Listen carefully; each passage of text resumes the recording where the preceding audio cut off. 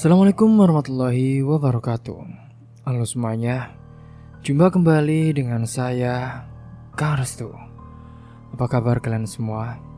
Semoga kalian selalu sehat, baik, dan tentunya dimudahkan segala urusannya oleh Tuhan Yang Maha Esa.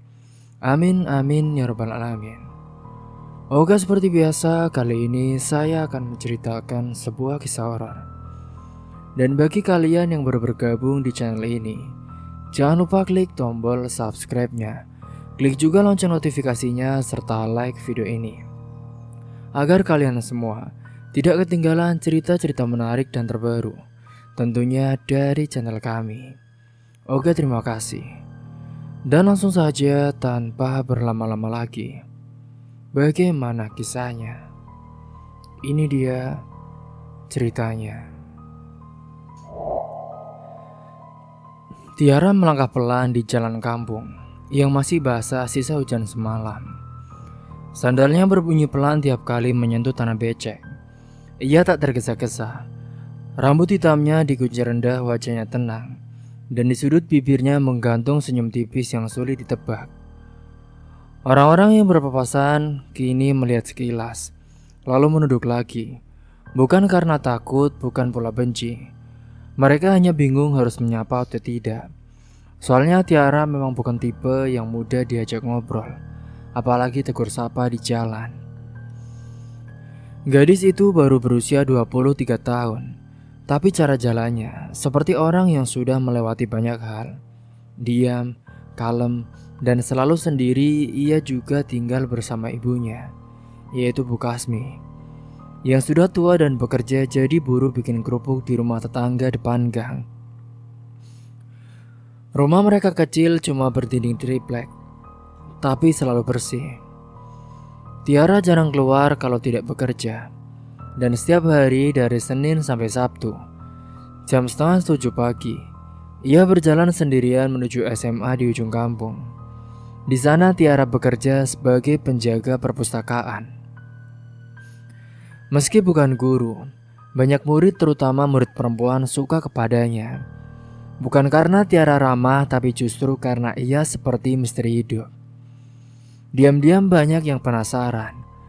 Ada yang bisik-bisik bilang kalau Tiara pernah sekolah di kota, tapi keluar dengan tiba-tiba. Ada juga yang bilang wajahnya mirip almarhum ayah kepala sekolah, tapi tak ada satupun yang tahu pasti cerita yang sebenarnya. Pagi itu saat matahari belum naik tinggi, langit masih agak mendung. Tiara memakai rok panjang warna abu-abu dan kemeja putih yang sudah sedikit pudar. Tas kain diselempangkan ke pundaknya. Isinya cuma satu buku catatan, satu botol minum, dan seikat kunci perpustakaan yang dibungkus sapu tangan kecil berwarna biru muda. Tangannya sesekali mengelus kain sapu tangan itu, seperti sedang menenangkan diri. Saat ia melewati warung Bu Sarti, pemilik warung pun sempat melongo.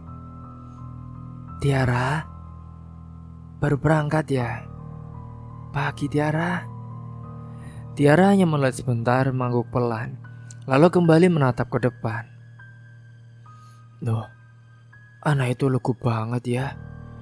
Tapi auranya itu loh, kayak bukan anak kampung biasa," gumam Bu Sarti ke pelanggan warungnya. Tak lama Tiara sampai di gerbang sekolah. Masih sepi, biasanya guru dan murid baru datang sekitar jam 7. Tiara punya kunci cadangan, jadi dia yang paling awal masuk. Ia buka pintu pagar perlahan, menyapa satpam yang masih mengantuk di pos jaga. "Pagi Pak Rudi," katanya dengan pelan. Satpam itu pun buru-buru berdiri. "Wah, pagi Mbak Tiara. Semalam udah hujan toh Mbak?"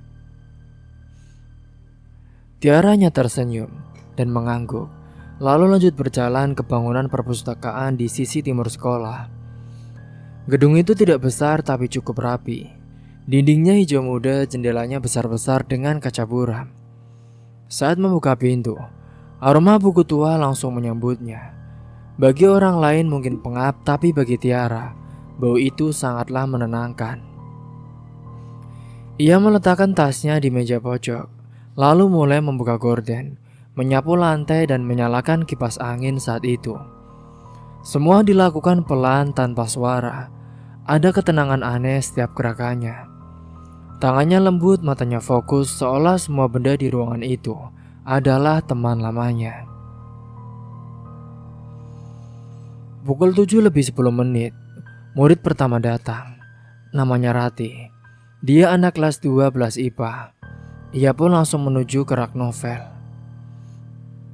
"Mbak Tiara, aku boleh pinjam novel yang kemarin itu nggak?" tanya Rati sambil senyum-senyum. Tiara mengangguk lalu berjalan ke rak bagian belakang. Ia tahu persis letak setiap buku. Tak butuh waktu lama, novel itu pun sudah berpindah tangan. "Ini Ti, novelnya." "Makasih ya Mbak," kata Rati sambil duduk di meja baca. Sejak itu satu persatu murid mulai berdatangan. Mereka masuk, membaca, kadang minjam buku, lalu pergi. Tapi tak satu pun dari mereka berani ngobrol lama dengan Tiara. Bukan karena takut, tapi karena suasananya tak pernah mendukung. Tiara memang baik dan lembut, tapi ada jarak tak terlihat yang membuat orang sungkan. Siang hari itu saat jam istirahat, guru BK datang ke perpustakaan. Namanya Pak Heri. Ia duduk di kursi depan meja Tiara sambil meletakkan sebotol air mineral. "Tiara, kamu belum makan?" tanyanya dengan ramah. Tiara menggeleng dengan pelan. "Kamu ini selalu sendiri ya? Gimana kabar ibumu, Tiara?" "Alhamdulillah Pak, ibu saya baik-baik saja. Sekarang masih kerja di rumah Bu Marni," jawab Tiara saat itu. Pak Heri mengangguk. Ia sebenarnya sudah lama memperhatikan Tiara. Ada rasa ingin tahu yang makin hari makin besar. Bukan karena gosip, tapi karena setiap kali ia bicara, Tiara selalu menatap dengan mata sendu, seperti menyimpan sesuatu yang tak pernah bisa keluar dari mulutnya. "Kamu ini tinggal di kampung ujung itu kan?" tanya Pak Heri lagi. "Iya Pak, benar," jawab Tiara tanpa menatap. "Emangnya di desa kamu ada apa sih di sana?" "Maksud saya, beberapa warga cerita loh soal kejadian kalau malam hari. Katanya ada yang aneh ya di belakang rumahmu."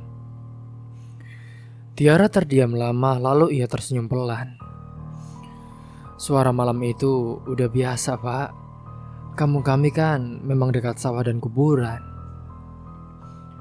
Pak Heri mengangguk ragu. Ia ingin bertanya lebih jauh, tapi melihat wajah Tiara yang tetap tenang, ia mengurungkan niat. Ia tahu jika dipaksa Tiara justru akan semakin tertutup. Hari itu pun berlalu seperti biasa. Sampai menjelang sore saat jam pelajaran selesai dan murid-murid mulai pulang. Tiara membereskan buku yang tercecer, menutup jendela lalu menyapu ulang lantai. Ia terakhir keluar. Dan saat mengunci pintu perpustakaan, langit mulai gelap, mendung datang lagi. Pak Rudi yang duduk di pos jaga menyapanya saat itu. "Hati-hati ya Mbak, ini mau hujan lagi kayaknya." Tiara mengangguk pelan lalu berjalan keluar gerbang. Ia tak membawa payung, tapi wajahnya tetap sama, tenang tanpa beban. Namun saat langkahnya sampai di pertigaan jalan, ia berhenti. Di sana seorang anak perempuan berdiri di bawah pohon, menatapnya.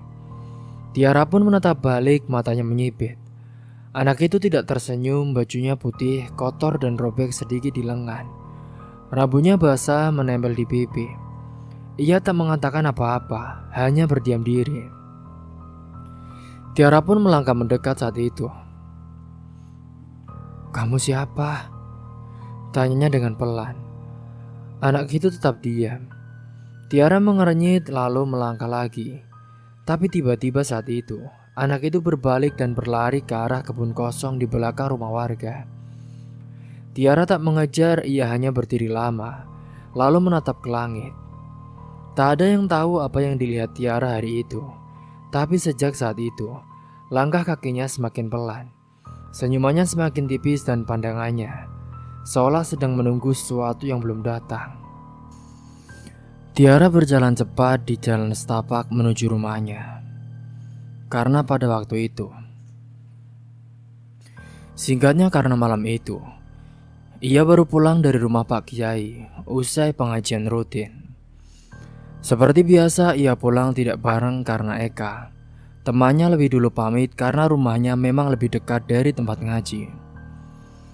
Tiara sempat melambaikan tangan dan mengucap pelan, "Hati-hati ya Kak." Lalu melanjutkan langkahnya melewati kebun dan jalan kecil yang mulai gelap. Jam di pergelangan tangannya menunjukkan pukul 9 malam lewat. Udara malam terasa lembab dan juga dingin. Suara hewan malam bersahutan dari semak-semak. Tiara berjalan sambil merapatkan syalnya ke leher.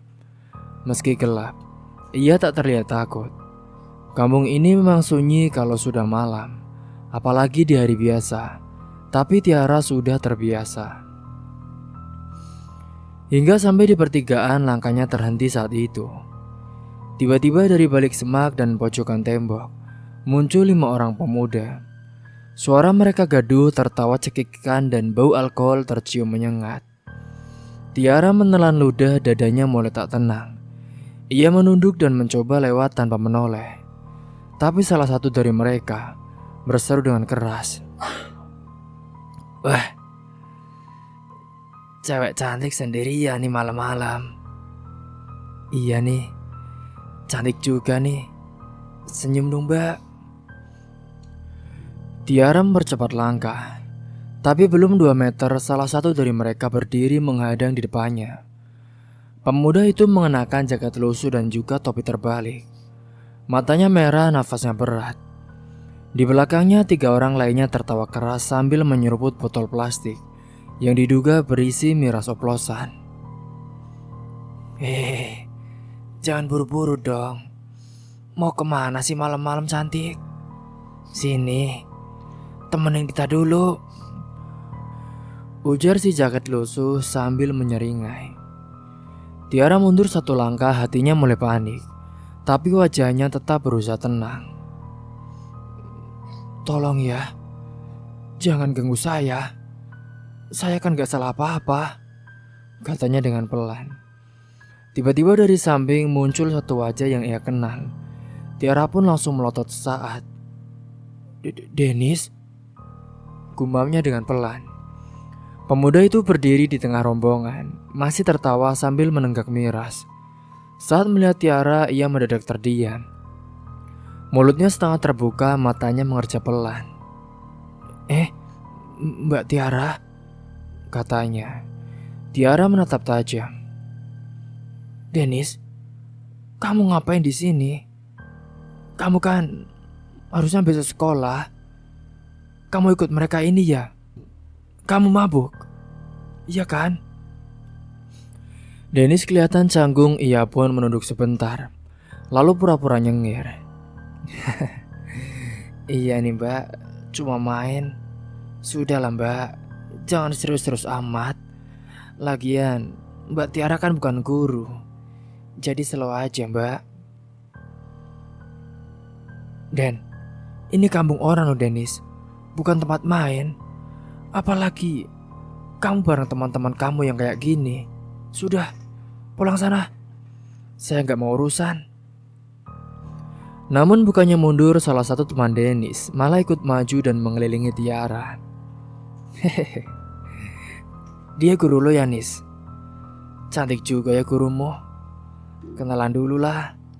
Masa sih guru gak mau ngobrol sama murid?" ejeknya sambil terkekeh. Dennis hanya diam seolah tak tahu harus berbuat apa. Tiara melangkah mundur lagi, tubuhnya gemetar meski wajahnya tetap dingin. "Kalian jangan macem-macem ya. Kalau kalian berani, saya teriak loh," anjamnya dengan keras. "Mau teriak ke siapa sih Bu? Ini kampung sepi loh. Mana ada yang dengar?" kata si jagat lusuh tadi sambil tertawa lebar. Tiara menoleh ke kanan mencari celah kabur. Tapi jalan diapit oleh dua orang bertubuh besar. Salah satu dari mereka malah mengangkat tangan, mencoba menyentuh pundaknya. Cantik banget ya kamu. Jangan pegang-pegang ya, bentak Tiara. Tiba-tiba saat itu dari arah belakang terdengar suara motor berhenti. Dua orang bapak-bapak turun dari motor sambil membawa senter dan juga tongkat kayu. Woi, ngapain kalian di situ? Suara Pak Jamari, ketua ronda menggema di jalan kecil itu. Para pemuda itu pun terperanjat kaget. Dennis ikut kaget dan langsung mundur 2 langkah. Bubar kalian, bubar. Atau saya panggilin warga sekampung sekarang, teriak Pak Jamari sambil maju cepat. Tanpa banyak pikir, rombongan pemuda itu pun langsung lari terbirit-birit ke arah jalan kecil menuju sawah. Dennis ikut lari tapi sempat menoleh ke belakang. Tatapan mata Tiara bertemu dengan matanya sesaat. Ada rasa bersalah di situ, tapi hanya sesaat. Tiara masih berdiri kaku saat Pak Jamari mendekat. Tiara, ya Allah Nduk, kamu gak apa-apa? Tiara pun menggeleng, matanya berkaca-kaca, tapi ia tetap menahan diri untuk tidak menangis. Gak apa-apa kok, Pak. Terima kasih ya, Pak. Katanya pelan dengan terbata-bata, karena ia sungguh sangat-sangat ketakutan saat itu. Pak Jamari pun menepuk pundaknya dengan pelan. Sudah, Gusti Allah masih sayang sama kamu, Tiara. Untung saya sama Pak Dudung mau ngetem dulu ke pos ronda. Jadi dengar suara gaduh, tadi kami langsung ke sini. Pak Dudung pun menyorotkan senter ke arah semak-semak tempat para pemuda tadi kabur. Kayaknya itu bukan anak sini sih, Pak. Kayak dari desa atas. Iya Pak Dudung, mereka memang bukan anak sini. Tadi ada juga anak SMA tempat saya kerja, tapi bukan dari desa kita. Dia ikut-ikutan yang gak jelas sama teman-temannya, Pak. Pak Jamari mendengus kesal. Tiara menarik nafas dalam-dalam, dada yang tadi sesak mulai lega. Tapi pikirannya masih campur aduk. Bukan cuma karena kejadian barusan, tapi juga karena Dennis. Muridnya sendiri ada di tengah-tengah kerumunan pemuda mabuk dan malah tak melakukan apapun untuk menolong. Ya udah, ini kamu pulangnya mau diantar atau gimana? Apa kamu masih bisa pulang sendiri? Tanya Pak Jamari. Tiara pun mengangguk. Iya Pak, makasih. Saya masih bisa kok Pak. Rumah saya kan tinggal 5 menit lagi. Ya udah, tapi biar kami temenin ya. Gak bisa dibiarkan kamu jalan sendiri lagi malam-malam begini, Dok. Iya Pak, makasih ya Pak, ucap Tiara sembari menunduk pelan. Sepanjang perjalanan pulang, mereka bertiga tak banyak bicara. Tiara hanya menunduk melangkah pelan. Di benaknya bayangan wajah Dennis terus berputar. Ia masih tidak percaya anak itu bisa terlibat dalam hal seperti ini.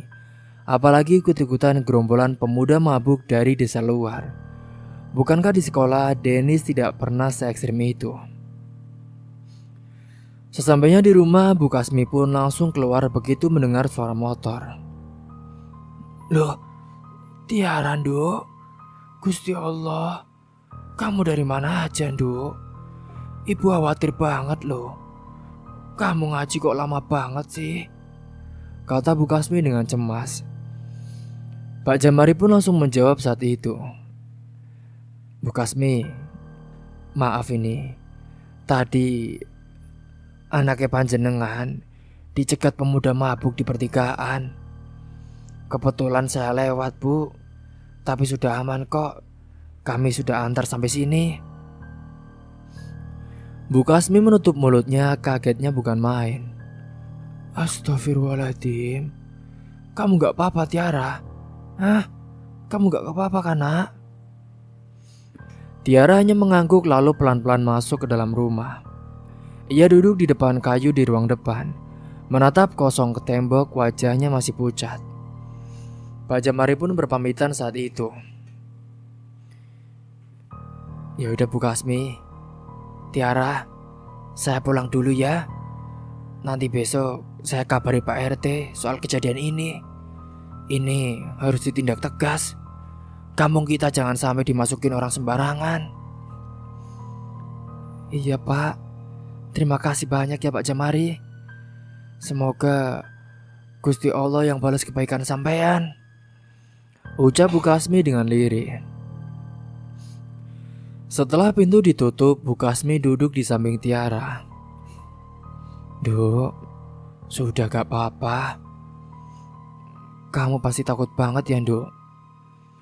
Tiara menatap ibunya sebentar saat itu. Lalu ia mencoba menggeleng dengan pelan. Tiara sudah biasa sendiri, Bu. Tapi tadi saya kaget karena yang ikut-ikutan itu ada murid saya sendiri, Bu. Anak SMA tempat Tiara kerja. Ya Allah. Dunia sekarang aneh ya, Duk. Tapi kamu harus hati-hati loh. Gak semua orang bisa kita percaya. Bu Kasmi memeluk Tiara. Tiara pun mengangguk tapi pikirannya masih belum tenang. Di matanya kejadian malam ini bukan sekedar insiden. Ada sesuatu yang mengganggu batinnya. Dan itu bukan hanya tentang Dennis atau segerombolan itu, tapi sesuatu yang belum bisa ia ceritakan, bahkan kepada dirinya sendiri. Dan malam itu saat akhirnya masuk ke kamar dan menyalakan lampu kecil di pojok tempat tidur, Tiara kembali merasakan tatapan. Dari sudut kamar yang gelap seolah ada yang mengikuti sejak jalan pulang tadi. Tapi tidak terlihat, hanya terasa, hanya dingin, hanya sunyi yang berbisik pelan di telinganya. Singgahnya pada hari itu, langit yang mendung hujan rintik mulai turun sejak jam istirahat. Tiara hanya duduk di dalam ruang perpustakaan, menatap buku-buku yang baru dikembalikan. Matanya sembab tapi ia tetap mencoba tersenyum, tipis setiap kali ada siswa datang. Sejak kejadian malam itu, pikirannya tak pernah benar-benar tenang. Apalagi tiap kali mengingat wajah Dennis, ia tidak tahu harus bagaimana. Laporan Pak RT memang disampaikan langsung ke kepala sekolah pagi tadi, dan Pak Eri dari BK sempat bicara kepadanya dan juga beberapa siswa termasuk Dennis. Tapi Tiara tidak pernah ikut campur, apalagi menuduh langsung. Ia hanya menjawab saat ditanya bahwa memang benar dirinya dicegat pemuda mabuk malam itu. Namun reaksi Dennis di kelas membuat jantungnya semakin berdegup dengan keras. Pandangan Dennis padanya tidak seperti biasanya. Mata itu menatap penuh amarah, sinis dan seperti menyimpan dendam. Tapi yang lebih menakutkan adalah senyuman kecil di sudut bibirnya, seolah menunggu sesuatu. Sepanjang jam pelajaran terakhir, Tiara hanya menunduk saat melintas di lorong. Ia tak berani menatap siapapun. Dan begitu jam pulang, satu demi satu siswa meninggalkan sekolah. Suasana pun menjadi sepi. Suara langkah murid yang biasa ramai kini tak terdengar lagi. Hanya suara kipas angin dan detak jam tua di dinding yang menemani Tiara mengunci rak buku dan juga mematikan lampu satu persatu yang ada di perpustakaan. Ia menunduk menggenggam erat sapu tangan biru yang selalu ia bawa. Kunci perpustakaan ia putar pelan, lalu dikaitkan dengan rantai gembok. Ketika hendak berbalik menuju gerbang, langkahnya terhenti saat itu. Dennis berdiri di sana. Tubuhnya tegap, seragamnya sudah lepas, tinggal kaos hitam ketat yang menempel di badannya. Otot-otot lengannya tampak jelas. Ia menyandarkan tubuh di tembok lorong dekat tangga, menunggu seperti orang yang sudah mengatur waktu. Tiara pun langsung kaku. Ia tak berani menatap langsung, hanya ingin berjalan cepat dan lewat saja. Tapi Dennis melangkah maju, langkahnya pelan, namun pasti. Ia menghalangi jalan. "Eh, kita belum selesai ya Mbak," katanya dengan dingin. Tiara pun menelan ludah. "Dennis, minggir deh, saya mau pulang." Dennis menyeringai. "Kamu pasti yang ngomong ke sekolah ya? Kamu pasti yang bilang kalau saya mabuk dan ganggu kamu malam itu." Tiara menggeleng dengan cepat. "Tidak, Den. Saya tidak pernah bilang apapun, Dennis. Bukan saya yang ngomong. Itu mungkin laporan dari Pak RT. Warga di kampung yang lihat kalian saat itu. Saya sumpah nggak bilang apa-apa ke sekolah." "Ah, bohong kan?" Suara Dennis merendah tapi penuh tekanan. "Guru BK manggil saya ya Mbak. Kepala sekolah juga. Mereka cuma tahu kejadian di kampung kamu. Berarti kamu yang mulai kan?" Tiara mundur satu langkah. "Saya nggak pernah nuduh kamu ya Dennis. Tapi kamu buka mulut kan? Kamu kira saya takut dipanggil sekolah? Hah? Kamu kira saya nggak punya cara balas kamu?" Jawab Dennis mulai maju lagi dengan tatapan ancaman. Tiara mencoba berbalik tapi Dennis lebih cepat. Ia pun langsung menahan bahu Tiara dan mendorongnya ke dinding pojokan lorong. Pundaknya menahan tubuh Tiara agar tak bisa bergerak. Nafas Dennis mulai kasar saat itu. Wajahnya hanya beberapa sentimeter dari wajah Tiara. "Sekarang, kamu rasain akibatnya," bisiknya dengan nada rendah dan menakutkan. Tiara mencoba mendorong tapi tubuh Dennis jauh lebih besar dan juga kuat. Ia memejamkan mata. Air mata pun mulai turun. Dennis, jangan. Ini sekolah, Dennis. Kamu jangan macam-macam." "Sekolah kan udah sepi Mbak. Udah pada pulang. Jadi aku bebas mau apapun," gumam Dennis dengan senyum yang menyeringai menakutkan. Tiara menoleh ke kiri mencari celah, tapi tangannya sudah terkunci oleh genggaman Dennis yang kasar. Tubuhnya gemetar, kakinya melemas. Ia ingin berteriak tapi tak ada siapa-siapa. Ruang guru sudah gelap, satpam pun pasti sedang keliling ke gerbang luar. "Den, lepasin saya Dennis. Saya nggak bilang apa-apa Dennis. Tolong, tolong," ucap Tiara dengan ketakutan. Tapi Dennis tak peduli saat itu. Tatapannya makin gelap, senyumannya makin sinis. Dan tepat di lorong sekolah yang sunyi itu, Tiara kehilangan kendali atas dirinya sendiri. Dennis pun menyerangnya dengan kekerasan dan juga kekejian yang tak seharusnya dilakukan seorang murid pada wanita. Apalagi kepada penjaga perpustakaannya sendiri. Tiara pun mencoba meronta tapi kekuatan Dennis tak seimbang. Ianya bisa menahan tangis, menahan teriakan, menahan sakit yang luar biasa. Dunia seperti runtuh di matanya oleh kelakuan keji dari Dennis. Waktu pun seolah berhenti dan udara jadi sesak. Beberapa menit yang terasa seperti seumur hidup itu akhirnya terhenti saat suara langkah terdengar dari arah tangga. Itu satpam keliling. "Wah, sialan, ada satpam." Dennis pun terdiam, nafasnya terengah. Ia langsung berdiri membetulkan bajunya, lalu pergi tanpa sepatah kata. Tiara yang sudah jatuh terduduk di lantai. Tubuhnya menggigil, suara langkah satpam makin dekat. Tapi ia tak mampu bicara. Ia hanya memegangi bajunya yang kusut dan matanya kosong. Ia segera membersihkan bajunya yang kotor itu, akibat dari perbuatan Dennis yang keji itu. Begitu satpam lewat lorong, Tiara pun langsung bangkit perlahan. Ia menyembunyikan tubuhnya di balik tiang, menunggu suara langkah itu menjauh. Lalu dengan tangan gemetar, ia merapikan seragam, mengencangkan jilbabnya dan berjalan cepat ke gerbang. Di luar sekolah langit mulai gelap, hujan gerimis mulai turun lagi. Tiara pun berjalan cepat lalu lari kecil ke arah jalan kampung. Di rumah saat itu ibunya belum pulang dari rumah Bu Marni.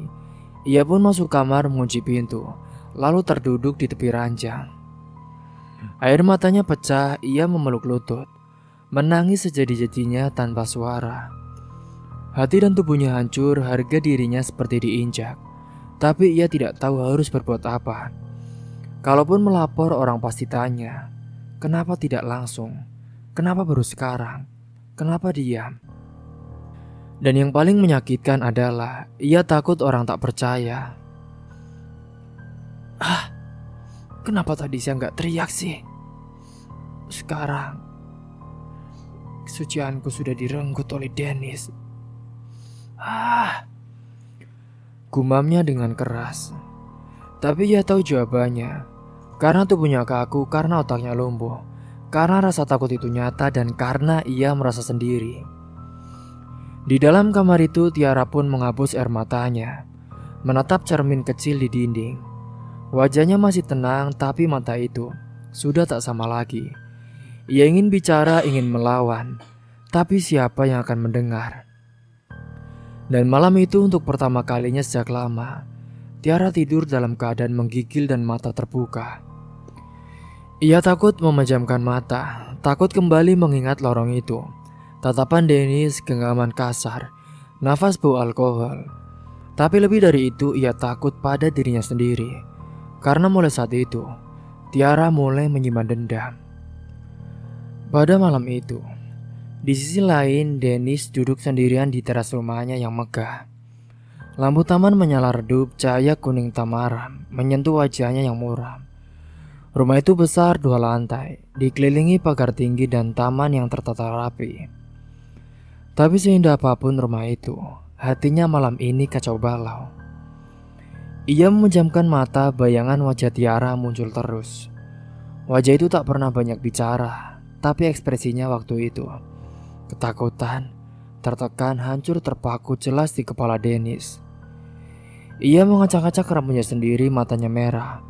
Bukan karena mabuk, tapi karena menahan sesal. Sejak pulang dari sekolah sore itu, ia tak tenang. Tangan yang ia pakai mendorong dan menyakiti Tiara sekarang terasa berat, seolah punya dosa yang menempel dan tak bisa dibersihkan. Dennis sebenarnya bukan anak miskin atau kurang. Ia punya segalanya, rumah mewah, motor mahal, uang jajan berlimpah. Ayahnya seorang pengusaha yang sibuk keluar kota. Ibunya, wanita karir yang lebih sering rapat daripada di rumah. Sejak kecil Dennis memang kekurangan kasih sayang. Ia sudah belajar hidup sendiri. Ia makan sendiri, belajar sendiri. Bahkan sering tidur tanpa pamitan karena orang tuanya tak ada. Pelan-pelan saat itu Dennis tumbuh jadi anak yang keras dan liar. Teman-temannya bukan dari lingkungan baik. Dan satu-satunya pelarian yang ia anggap teman adalah alkohol dan juga tawa kosong. Tapi malam ini semuanya telah berubah. Tiara datang seperti bayangan kutukan. Wajahnya yang pucat, tubuhnya yang lemah, tatapannya yang menangis saat itu. Dennis mendongak langit. Kenapa gue lakuin hal bodoh itu sih? Andai dia hamil, aku bakal tanggung jawab. Aku siap, gumamnya dengan lirih. Ia tahu itu bukan jawaban yang benar. Tapi itu satu-satunya hal yang bisa ia pikirkan sekarang. Ia tidak bisa bilang menyesal di depan siapa-siapa. Karena siapa yang mau dengar pengakuan setan? Siapa yang mau paham alasan dia jadi begini? Namun dari dalam hati yang sudah lama kosong, sesal mulai muncul pelan-pelan. Ia sadar, yang ia sakiti bukan hanya seorang perempuan biasa. Tiara bukan anak nakal, ia bukan murid sekolah yang gampangan. Ia juga bukan guru, ia adalah penjaga perpustakaan yang setiap hari kerja keras demi hidup bersama ibunya. Dan Dennis telah menghancurkannya. Sementara itu di rumah kecil ujung kampung, Tiara terbaring lemas di atas kasur tipis beralas tikar.